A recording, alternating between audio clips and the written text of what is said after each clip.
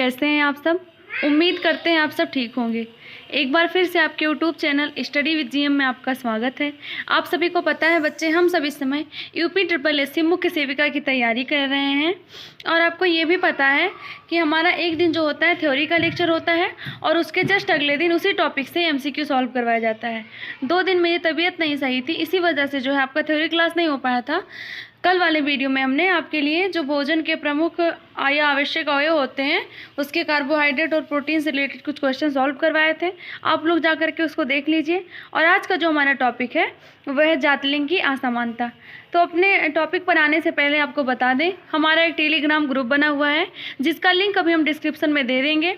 और अब आप लोग जो नए हैं, जो नहीं जुड़े हैं उस ग्रुप से, जा कर के जुड़ जाएं। वहाँ पर डेली मॉक टेस्ट करवाया जा रहा है मॉर्निंग और नाइट में, और साथ साथ पीडीएफ भी प्रोवाइड किए जाते हैं जिससे आप अपनी तैयारी को और भी बेहतरीन तरीके से कर सकते हैं। तो चलिए आते हैं अपने टॉपिक पर। आज का जो हमारा टॉपिक है वह है जातिलिंग की असमानता। तो चलिए स्टार्ट करते हैं। सबसे पहले बात आती है कि जातिलिंग की असमानता है क्या। सबसे पहले आप लोग ये समझ लीजिए कि ये जो जातिलिंग की असमानता है ये क्या है।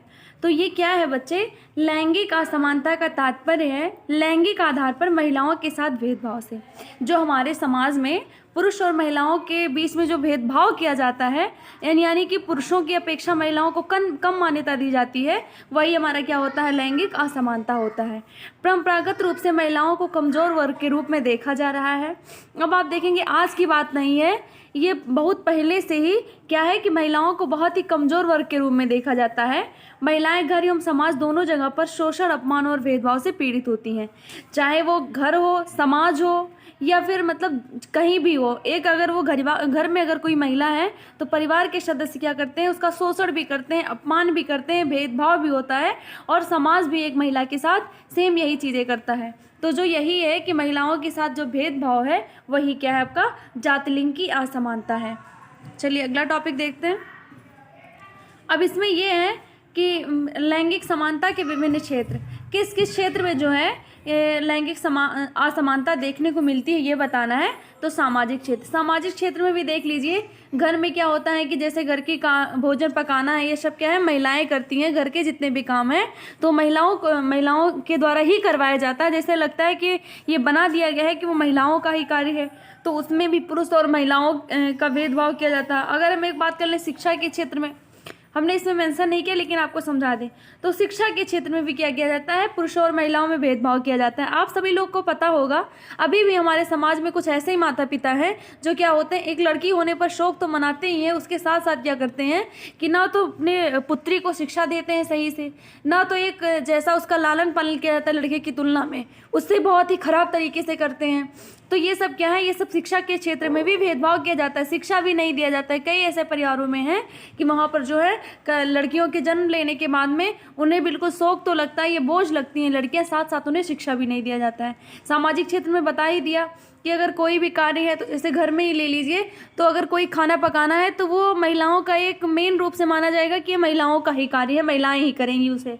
आर्थिक क्षेत्र में भी ऐसे है कि अगर समझ लीजिए कि किसी फैक्ट्री में या कहीं भी अगर पुरुष और महिला काम करते हैं तो उनमें क्या होता है कि जैसे अगर पुरुष काम कर रहा है, महिला कर रही है, तो महिला की जो सैलरी होती है वो पुरुष की अपेक्षा कम होती है, और रोजगार के अवसर भी जो हैं वो पुरुषों की अपेक्षा महिलाओं को कम मिलते हैं।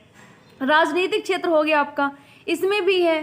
तो इसमें भी है कि प्रत्याशी का टिकट न मिलता है महिलाओं को, इसमें भी जो है, इसमें राजनीतिक क्षेत्र में भी भेदभाव किया जाता है महिलाओं के साथ में। विज्ञान के क्षेत्र में भी है।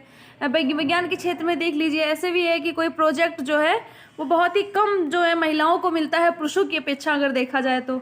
आपका अगला दिया हुआ मनोरंजन के क्षेत्र में, तो मनोरंजन के क्षेत्र की अगर बात करेंगे तो देख लीजिए कि जैसे अभिनेत्री अभिनेता हैं, तो हम वैसे नहीं कह रहे हैं लेकिन लगभग सभी फिल्मों क्या है, सभी फिल्मों में जो अभिनेत्रियाँ होती हैं उन्हें मुख्य किरदार, उनका मतलब जैसे आप समझ लीजिए कि उन्हें मेन नहीं माना जाता है। वो क्या होता है, जो मुख्य उसका किरदार निभाने वाला होता है या जो भी उसका नायक मुख्य माना जाएगा वो एक अभिनेता को माना जाता है, अभिनेत्री को उसके बाद में ही रखा जाता है। तो मनोरंजन के क्षेत्र में भी भेदभाव किया जाता है, खेल के क्षेत्र में भी सेम यही पुरुष और महिला के बीच में भेदभाव किया जाता है। तो ये सब क्या है, ये सब किस हमने आपको बताया कि लैंगिक असमानता है क्या और किन किन क्षेत्रों में किया जाता है। अब एक भाषा में आप समझ लीजिए कि हमारे समाज में, चाहे वो आर्थिक क्षेत्र हो, सामाजिक क्षेत्र हो, राजनीतिक क्षेत्र हो, विज्ञान क्षेत्र हो, मनोरंजन क्षेत्र हो, खेल हो या फिर शिक्षा का क्षेत्र हो, सब में जो है पुरुष और महिलाओं के बीच भेदभाव किया जाता है। अगला टॉपिक देख लेते हैं क्या दिया हुआ है। अगला दिया हुआ है लैंगिक असमानता के कारण। अब ये देख लीजिए कि ये जो समाज में लैंगिक असमानता है, महिलाओं के साथ जो भेदभाव किया जाता है, इसका कारण क्या है। तो इसमें क्या है कि भारतीय समाज में लैंगिक असमानता का मूल कारण इसकी पितृसत्तात्मक व्यवस्था में निहित है।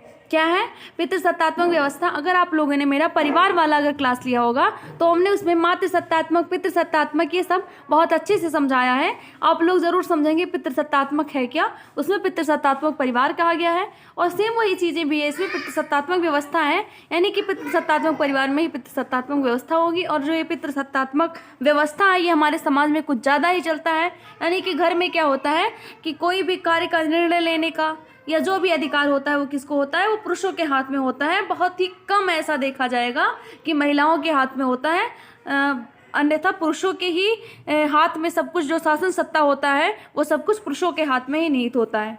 तो चलिए और आगे देखते हैं। फिर लिखा है प्रसिद्ध समाजशास्त्री सिल्विया के अनुसार। किसके अनुसार? प्रसिद्ध समाजशास्त्री सिल्विया के अनुसार क्या है कि पितृसत्तात्मक सामाजिक संरचना की एक ऐसी प्रक्रिया और व्यवस्था है जिसमें आदमी औरत पर अपना प्रभुत्व जमाता है। जो समाजशास्त्री सिल्विया क्या कहते हैं कि पितृसत्तात्मक सामाजिक संरचना की ऐसी प्रक्रिया और व्यवस्था है इसमें आदमी औरत पर अपना प्रभुत्व जमाता है, यानी अपना शासन करता है औरत पर। हमने बताया आपको कि कोई जितनी भी शासन सत्ता होती है, घर के जितने भी निर्णय लेने के अधिकार होते हैं वो घर के पुरुष के हाथ में ही होते हैं। और अगला देखते हैं उसका दमन करता है। अब दमन का मतलब आप समझ लीजिए, बलपूर्वक नियंत्रण करना ही एक दमन होता है। दमन का आपको मीनिंग समझा रहे हैं। तो क्या करता है, अपना शासन तो चलाता ही है, उसके बाद में उसका दमन करता है, यानी कि अपने बलपूर्वक भी स्त्री पर नियंत्रण करता है एक पुरुष। और औरत का शोषण करता है, औरत का शोषण करता है। शोषण हर एक क्षेत्र में हो सकता है, तो औरत का शोषण भी करता है। उसके बाद में क्या है कि महिलाओं का शोषण भारतीय समाज की सदियों पुरानी सांस्कृतिक घटना है, आज की बात नहीं है, बहुत ही पुरानी ये व्यवस्था है। व्यवस्था नहीं समझ लीजिए, एक प्रकार से हमारे समाज के लिए बहुत बड़ी बुराई है। इसीलिए जो है हमारे मतलब कि जो ये लैंगिक असमानता है, इसी वजह से पुरुष और स्त्रियों में ज़्यादा भेदभाव है, क्योंकि पुरुषों की सोच नहीं बदल रही है। तो महिलाओं का शोषण जो है भारतीय समाज की सदियों पुरानी सांस्कृतिक घटना है। बहुत पहले से, पहले के समय में तो ऐसा होता था, अगर आप लोगों ने पढ़ा होगा तो क्या होता था कि जैसे ही लड़की की जन्म होती थी तो उसको मार दिया जाता था। बहुत महिलाओं के ऊपर अत्याचार हुए हैं, स्तन कर तक लगाया गया। अगर आप लोगों ने पढ़ा होगा तो ज़रूर जानते होंगे। तो क्या है कि महिलाओं का शोषण जो है वो बहुत पहले से किया जा रहा है, ऐसा नहीं है कि अभी हो रहा है। अब ये है कि अभी तो थोड़ा थोड़ा कम हो रहा है, जैसे कि लोगों की सोच थोड़ी थोड़ी बदल रही है। चलिए इसके बारे में आगे बताएंगे कि कैसे कम किया जा सकता है, क्या किया जा सकता है, लैंगिक असमानता को रोकने का प्रयास कैसे किया जा सकता है। फिर उदाहरण के लिए क्या है, प्राचीन भारतीय हिंदू कानून के निर्माता मनु के अनुसार ऐसा माना जाता है, सूरत को अपने बाल्यकाल में, ये सूरत नहीं होना चाहिए, औरत होना चाहिए। सूरत गलती से टाइप हुआ है बच्चों, ये यहाँ पर औरत होना चाहिए। क्या होना चाहिए यहाँ पर? औरत होना चाहिए। औरत को अपने बाल्यकाल के पिता के अधीन, यानी कि जब किसी लड़की की जन्म होती है तो बचपन में क्या अपने पिता के अधीन, विवाह के बाद पति के अधीन और वृद्धावस्था और विधवा होने के बाद अपने पुत्र के अधीन रहना चाहिए। ये क्या है? प्राचीन भारतीय हिंदू कानून के निर्माता मनु के अनुसार ऐसा माना जाता है। उनको क्या माना जाता है? किसी औरत को अपने बाल्यकाल में पिता के अधीन होना चाहिए, विवाह के बाद पति के अधीन होना चाहिए और अपनी वृद्धावस्था और विधवा होने के बाद अपने पुत्र के अधीन रहना चाहिए। चलिए अगला टॉपिक देख लेते हैं। अगला टॉपिक दिया हुआ है, महिलाओं के समाज में निचला स्तर होने के कुछ कारणों में से अत्यधिक गरीबी और शिक्षा की कमी भी है। अब ये देख लीजिए कि महिलाओं में जो समाज में जो महिलाओं का निचला स्तर है उसका एक कारण और भी है। मुख्य कारण क्या है कि अत्यधिक गरीबी और शिक्षा की कमी है। गरीबी और शिक्षा की कमी से, कमी के लिए सॉरी, इसके लिए हम क्षमा चाहते हैं, ये थोड़ी टाइप करने में मिस्टेक हुआ, यहाँ पर कमी होना चाहिए।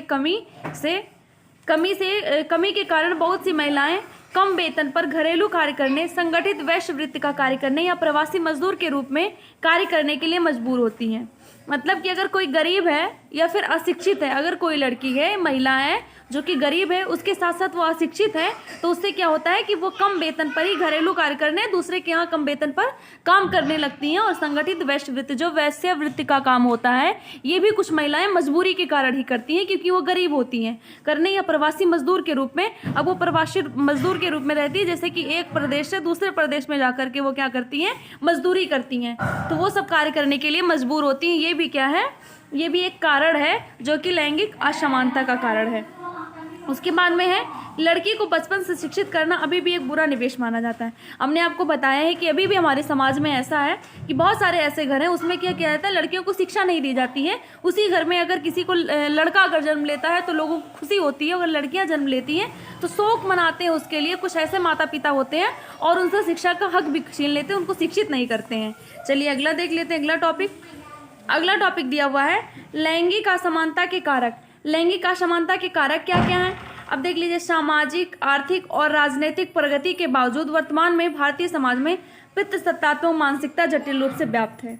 क्या है कि सामाजिक, आर्थिक और राजनीतिक प्रगति इन सब क्षेत्र में हो रही है, उसके बावजूद भी क्या है, जो ये पितृसत्तात्मक मानसिकता है, यानी कि जो ये पुरुष होते हैं किसी घर के, वो स्त्री पर अपना प्रभुत्व या फिर बलपूर्वक अपना नियंत्रण जो करते हैं, वो उनकी जो मानसिकता है पुरुषों की महिलाओं के प्रति, वो क्या है, जटिल रूप से व्याप्त है, वो नहीं खत्म हो रही है।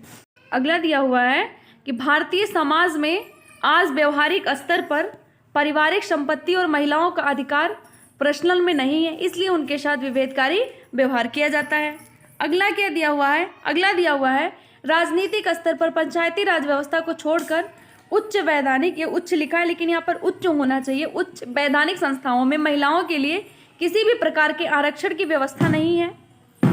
उसके बाद में क्या है, उसके बाद में अगला पॉइंट दिया हुआ है कि शैक्षिक कारक जैसे मानकों पर महिलाओं की स्थिति पुरुषों की अपेक्षा कमजोर है। क्या है, शैक्षिक कारक जैसे मानकों पर महिलाओं की स्थिति जो है वो पुरुषों की अपेक्षा कमजोर है। हमने बताया भी आपको की शिक्षा है, अब वही बातें बार बार आ रही हैं, बस एक समझ लीजिए कि भाव उसका वही है, अर्थ वही है, बस केवल एक शब्द चेंज हुआ। तो शैक्षिक कारक जैसे मानक का मतलब भी क्या हुआ कि जो है किसी भी अभी भी अपने समाज में चल रहा है, पुरुषों को शिक्षा दी जाती है और जो महिलाओं को है वो शिक्षा नहीं दी जाती है। बहुत ही कम ऐसे परिवार हैं जो कि चाहते हैं। वैसे प्रगति हो रही है, लोगों की सोच धीरे धीरे बदल रही है, लेकिन अगर एक बात किया जाए तो जो अधिक प्रतिशत है वो ऐसे ही घटिया सोच के लोगों की है, जो कि स्त्रियों को शिक्षा नहीं देना चाहते, उनसे शिक्षा का भी हक छीन लेते हैं। चलिए अगले पॉइंट पर आते हैं। अगला पॉइंट दिया हुआ है कि लैंगिक असमानता के खिलाफ कानूनी और संवैधानिक सुरक्षा उपाय। अब क्या है कि जो लैंगिक असमानता है उसके खिलाफ कुछ कानूनी और संवैधानिक सुरक्षा उपाय, हमने इसमें कुछ पॉइंट मेंशन किया है, आप लोग बुक से पढ़ लीजिएगा। सोशोलॉजिस्ट का यानी समाजशास्त्र का ये क्या है, सॉरी सोशोलॉजिस्ट नहीं, सोशियोलॉजी का ये टॉपिक है, आप तो उससे पढ़ लीजिएगा। लिखने में बच्चे थोड़ा क्या बता दें, इसमें बहुत डिफ़िकल्ट होता है, बहुत ही मेहनत लगता है, इसीलिए हमने ज़्यादा पॉइंट नहीं मेंशन किया है, बस थोड़े पॉइंट मेंशन किए, उसमें आपको समझा दे रहे हैं, बाकी तो आप समझ जाएंगे, बुक भी आप रीड कर लीजिएगा। तो इसमें क्या है कि लिंग समानता को दूर करने के लिए भारतीय संविधान ने अनेक सकारात्मक कदम उठाए हैं। तो इसमें क्या है कि संविधान की प्रस्तावना हर किसी के लिए सामाजिक, आर्थिक और राजनीतिक न्याय प्राप्त करने के लक्ष्यों के साथ ही अपने सभी नागरिकों के लिए स्तर की समानता और अवसर प्रदान करने के बारे में बात करती है। क्या है कि संविधान ने अनेक सकारात्मक कदम उठा लिए। उसमें क्या है कि संविधान की जो प्रस्तावना है वह हर किसी के सामाजिक, आर्थिक और राजनीतिक न्याय प्राप्त करने के लक्ष्यों के साथ ही अपने सभी नागरिकों के लिए स्तर की समानता और अवसर प्रदान करने के बारे में बात करती है। अगला पॉइंट देख लेते हैं। अगला पॉइंट जो दिया हुआ है वह है कि संविधान का अनुच्छेद 15 भी लिंग, धर्म, जाति और जन्म स्थान पर अलग होने के आधार पर किए जाने वाले सभी भेदभाव को निषेध करता है। ये कौन सा अनुच्छेद निषेध करता है आपका, तो ये अनुच्छेद जो 15 है आपका, यही क्या है, लिंग, धर्म, जाति और जन्म स्थान पर अलग होने के आधार पर किए जाने वाले सभी भेदभाव को निषेध करता है। उसके बाद में अगला देख लेते हैं। अगला दिया हुआ है कि अनुच्छेद 15(3) किसी भी राज्य के बच्चों और महिलाओं के लिए विशेष प्रावधान बनाने के लिए अधिकारित करता है। ये सब जो है, ये सब संवैधानिक सकारात्मक कदम उठाए गए हैं जो कि लैंगिक असमानता को दूर करने के हैं। चलिए अगला टॉपिक देखते हैं। अगला टॉपिक है कि लैंगिक समानता को कैसे समाप्त कर सकते हैं। तो इसमें क्या है कि संवैधानिक सूची के साथ साथ सभी प्रकार के भेदभाव या असमानताएं चलती रहेंगी, लेकिन अगर वास्तविक बदलाव देखा जाए तो कब संभव है कि जब पुरुषों की सोच को बदला जाए। कितना भी जो हमारा संविधान है वो सकारात्मक कदम उठा ले, कुछ भी बन जाए, लेकिन अगर एक पुरुष की सोच जो है वो गंदी रहेगी, जो कि वो अपना स्त्री पर क्या सोचता है, स्त्री को कुछ नहीं समझता है, महिला पर अपना प्रभुत्व जमाता है, अपना नियंत्रण जमाता है, उसका शोषण करता है, तो जब तक ये सोच नहीं बदलेगी तब तक क्या होगा, ये लैंगिक असमानता जो है वो समाप्त नहीं हो सकता है। चलिए अगला टॉपिक देख लेते हैं। अगला टॉपिक दिया हुआ है कि लैंगिक समानता को रोकने के प्रयास। अब यह है कि लैंगिक समानता को रोकने के प्रयास कैसे किए जा रहे हैं। तो समाज की मानसिकता में धीरे धीरे परिवर्तन आ रहा है, जिसके परिणाम स्वरूप महिलाओं से संबंधित मुद्दों पर गंभीरता से विमर्श किया जा रहा है। यानी कि जो समाज की मानसिकता है वो धीरे धीरे कुछ बदल रही है, और उसके परिणाम में ये देखने को मिल रहा है कि महिलाओं से संबंधित मुद्दों पर गंभीरता से जो है विचार विमर्श किया जा रहा है। अगला पॉइंट है Beti Bachao Beti Padhao, one stop centre योजना, महिला हेल्पलाइन योजना और महिला शक्ति केंद्र जैसी योजनाओं के माध्यम से महिला सशक्तिकरण का प्रयास किया जा रहा है। आपको बता दें कि हमने योजनाओं से संबंधित 2 क्लास लिए हैं, आप उसको जरूर देखिएगा, उसका लिंक अभी हम डिस्क्रिप्शन में दे देंगे, क्योंकि आपकी योजनाओं से जो है क्वेश्चन 2 से 3 क्वेश्चन तो जरूर आपके एग्जाम में बनेंगे। तो इसमें बेटी बचाओ बेटी पढ़ाओ योजना आप लोग जानते होंगे, हमने बताया भी है। ये थोड़ा सा जो वन स्टॉप सेंटर, इसके बारे में समझ लीजिए। तो इसमें क्या होता है कि हिंसा या विपत्तिजनक स्थिति से जो महिलाएं प्रभावित होती हैं उनको पुलिस सुविधा या फिर चिकित्सा सहायता सेवा जो है ये प्रदान किया जाता है। ये वन स्टॉप सेंटर के अंतर्गत ही किया जाता है। और अगर हम बात करें कि वन स्टॉप सेंटर की शुरुआत कब हुई थी, तो ये आपका 1 अप्रैल नोट कर लीजिएगा, ये 1 अप्रैल 2015 में इसकी शुरुआत की गई थी। हमें लग रहा है कि जो हमने योजनाओं से क्वेश्चन बनाया उसमें शायद ये छूट गया है वन स्टॉप सेंटर, मुझे ऐसा ध्यान आ रहा है, तो इसीलिए आप लोग इसे नोट कर लीजिएगा अपनी कॉपी में। 1 अप्रैल 2015 को क्या है ये योजना लागू की गई थी, कौन सी, वन स्टॉप सेंटर। इसमें क्या है कि हिंसा या विपत्तिजनक स्थिति से प्रभावित महिलाओं को पुलिस सुविधा, चिकित्सा सहायता, यही सब क्या है प्रदान किया जाता है। और बाकी महिला हेल्पलाइन तो आप लोग जानते होंगे, महिला हेल्पलाइन योजना और महिला शक्ति केंद्र जैसी योजना के माध्यम से भी महिला सशक्तिकरण का प्रयास किया जा रहा है। तो बस बच्चों आज के लिए इतना ही। आज ही आपका थ्योरी क्लास था, इससे जितने भी MCQ बनेंगे आपके एग्ज़ाम के लिए वो कल आपके लिए हम ज़रूर लेकर के आएंगे। अगर आपको हमारा वीडियो पसंद आया हो तो हमारे वीडियो को लाइक करें, और अगर आप हमारे चैनल पर नए हैं तो चैनल को सब्सक्राइब करें, साथ में बेल आइकन भी प्रेस करें, जिससे कि हमारा जो ये क्लास है इसका नोटिफिकेशन सबसे पहले आपके पास पहुँचे। तब तक के लिए बाय बाय, मिलते हैं फिर अगले क्लास में। धन्यवाद।